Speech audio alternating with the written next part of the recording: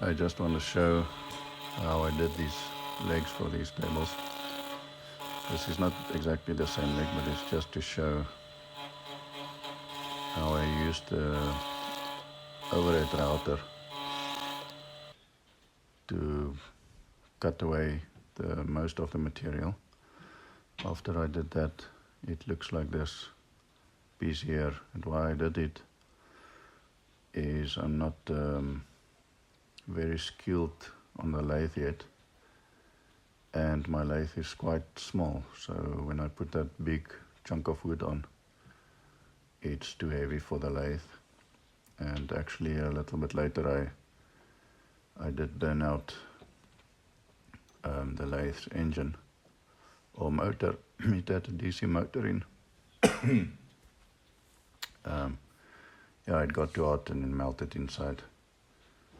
And it's because the thing that I turned was not just too heavy, the diameter was too big. And then the moment you cut it, the torque that you apply on it is too heavy for the motor. And yeah, so I burned it out. I made a different plan. There's actually a short video I showed that I took the motor out and I just take a big drill, connect it to the axis or the axle, and that drill is actually stronger than the old motor, and the drill is made to work quite hard. It's an industrial drill, and it also got speed control. So I just put the clamp on the drill's button and I control the speed like that. This lathe is, well, was quite nice. It also had a variable speed, and I used that a lot, I must say. Sometimes in a slower speed it vibrates and then I turn it a bit faster, or the other way around. Like I said, I'm not very skilled yet. The tool I have there, I made myself. I took a nice heavy piece of stainless steel. I think it's tool steel. It's a special stainless that can be hardened quite well. It's an offcut, and I drilled a hole. I flattened it, drilled a hole through, and then I used, I think it's a Dremel bit with like a stone at the end, but a round stone. So I just sharpened it at the end from the inside out.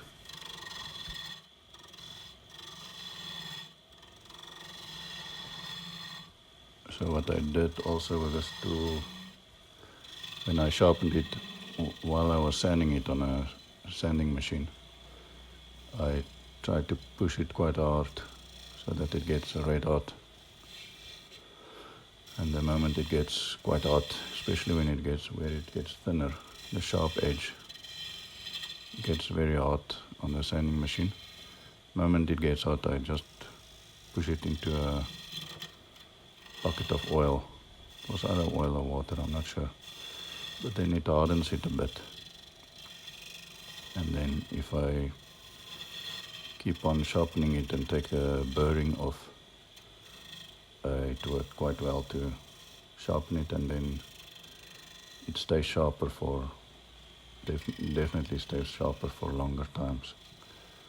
So that worked quite well as well. When I try to harden it, it's not as hard as the steel can get, but definitely better than my first tries.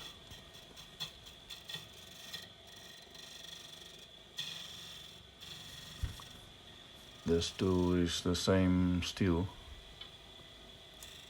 and what I did, I sharpened it, I flattened it, sharpened it a bit. It's not the best tools, but for this case it works. I've got a nice long handle.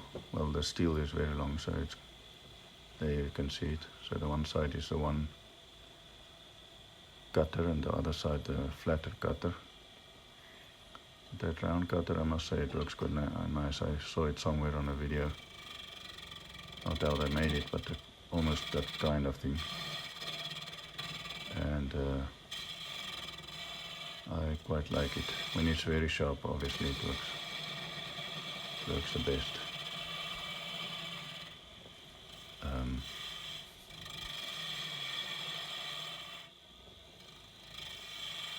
So what I did is, when I just had a square piece of wood, I took a sketch and then I measured from the outside of the wood how deep I must go in to get to this profile. So I took a handsaw, then I will measure from one end and saw into the wood till I get to that depth that my sketch says it must be from the side. I did that on certain points, all the tops and bottoms, or all the high points and low points on the profile, and I worked with that to carve away on the router, the overhead router. I made like a jig that I can put this block of wood in, and I can turn it with my hand while I move it underneath the router. And it carves it very easy. I can turn it very easy. It works quite well to take big chunks of wood away. I've seen the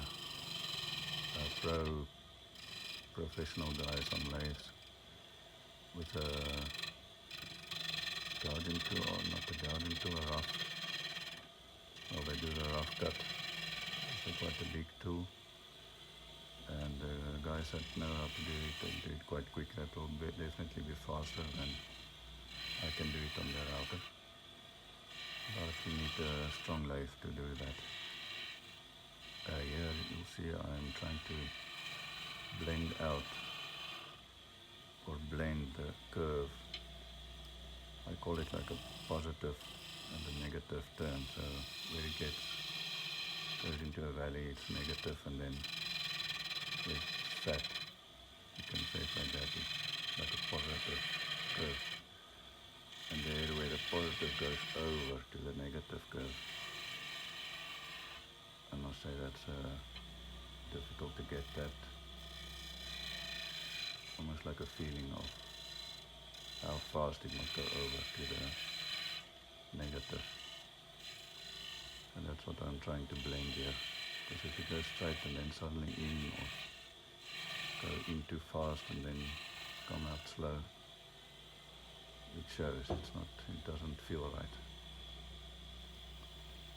Just feeling there if it's smooth, or I must keep on working there. I made a few mistakes, a few bumps. I'm taking this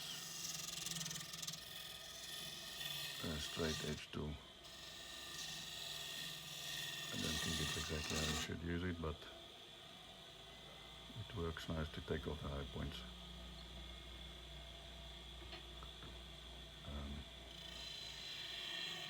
This tool also, you'll see that I'm using here, it's got cutting sides. Now and then I turn it around, because the one side works better to the one way and the other side works a little bit better to the other way if I pull it to the other way. And then every now and then, I don't show it, but I sharpen it. I've got a drill with that Dremel bit in, and I just push it in there to sharpen it.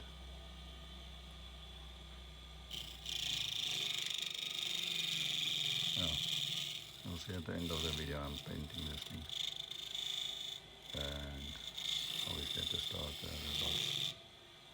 So, and I've got the short also that shows how I glued these legs, and they come out quite nicely. I'm so happy.